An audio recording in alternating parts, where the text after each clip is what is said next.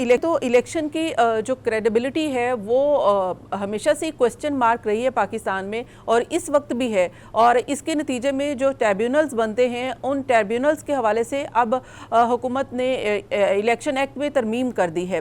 ये जो तरमीम की गई है, इसमें तो ये ट्रिब्यूनल का मामला और खटाई में पड़ जाएगा, और ट्रिब्यूनल्स में आने वाले जितने भी तहकीकाती मामलात हैं इलेक्शन के हवाले से, वो तो किसी इंजाम को नहीं पहुँचेंगे। ये देखें, ये जो इलेक्शन हुआ है ना, इतना मुतनाज़ा इलेक्शन कभी नहीं किया। और मैं तो यहाँ तक कहता हूँ कि मैं इसमें साबित कर सकता हूँ कि चीफ इलेक्शन कमिश्नर और इलेक्शन कमिश्नर जो उनके साथी हैं, ये मैं साबित कर सकता हूँ। मैं कहता हूँ बेशक फोरम में ले जाएं किसी में, इन पे फौजदारी मुकदमात होने चाहिए और इनको जेल में होना चाहिए। इसकी वजह अब मैं आपको एक चीज़ बताऊँ, मोटी सी बात है। इन्होंने फॉर्म 45 बहुत से हलकों के, कोई 100 के करीब हलकों के, खुद इलेक्शन कमीशन की अपनी वेबसाइट पे लगा दिया। उसमें नवाज शरीफ का भी था, मरियम का भी था, शहबाज शरीफ का भी था, और दीगरान भी थे। अब जब वो लगा दिए तो लोगों ने देखा कि फॉर्म 45 में तो बड़ा कट्टो बरीद हुई है।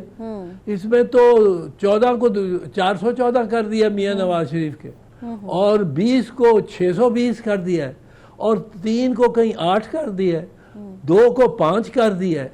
ये तो बड़ी सख्त इसमें कैलकुलेशन हुई है। देखिए उधर ने शहबाज शरीफ की, वो भी ऐसे, मरियम की, वो भी ऐसे। और इस तरीके से वो कटिंग करके ऊपर और फोर्जरी करके नवाज शरीफ को कोई 18,000 वोट से ले गए 1,20,000 और के इसके करीब। और इसी तरह मरियम और शहबाज शरीफ और ख्वाजा आसिफ और अताउल्लाह तारड़ और ओन चौधरी को वोट कौन देता था इस हल्के में? यहाँ बैठे हुए कोई नहीं देता था। अताउल्लाह तारड़ को कौन देता था? और वो भी एक इंतहाई सुलझी हुई कैंपेन चलाने वाला, सुलझा हुआ सॉफ्ट स्पीकिंग लीडर, यानी बिलावल के खिलाफ इसको मिल जाएगा, सीट मिल जाएगी। ये इन्होंने, मैं आपको ये अर्ज करता हूँ, ये मेरी बात सुनने वाली है जी। नून लीग के हर उस MNA जो मुंतखब हुआ है पंजाब से, जो मुंतखब हुआ है पंजाब से, हर वो MNA नून लीग का, उसके सेन में, उसके 4 दीवारी के अंदर सामने सेन में एक लाश दफन है।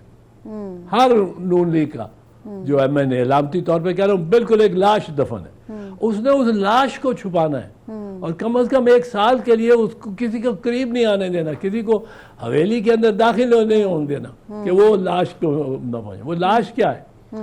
वो लाश है फॉर्म 45।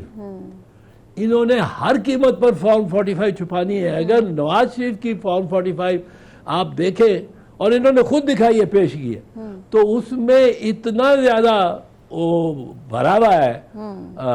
वोटर तो वोट कर गया, वोटर चला गया, प्रिजाइडिंग अफसर हर पोलिंग स्टेशन का उसने अपना टोटल लिया और पहुंच गया रिटर्निंग अफसर के घर।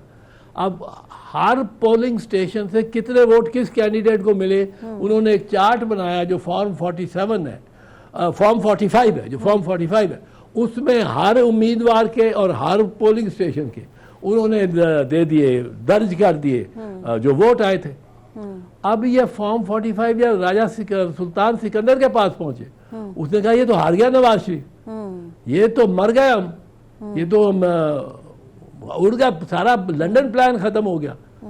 उन्होंने ये किया कि फॉर्म 45 को या जाया किया, तलफ किया उसको, या अगर जैसा नवाज शरीफ का और मरियम का और शहबाज शरीफ के महफूज है, वो फॉर्म 45 उन पे काटा जोड़ा ये करके, और अब जितने वोट हर कैंडिडेट को कुल मिले थे फॉर्म 45 के तहत, और वो कुल रिकॉर्ड हो गए।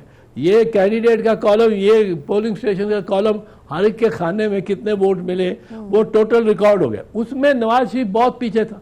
अब नवाज शरीफ तकरीर लिख के विक्ट्री स्पीच खड़ा हो गया कैमरों के सामने और एक तो थोड़ी सी बात करके कि एलआई से बात करके और मैं ऐलान करूंगा, और नवाज शरीफ चला गया।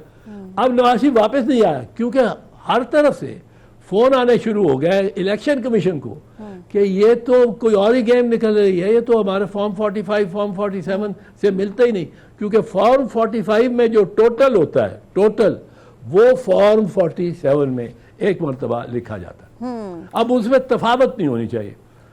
अब तफावत जब आ गई तो इन्होंने उस पर फोर्जरी की।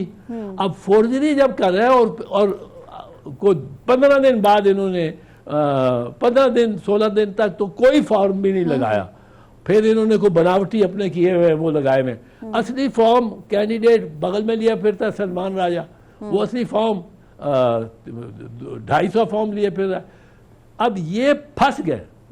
ये इन्होंने 2013 में भी किया था, 2018 में भी किया था, 2024 में भी किया था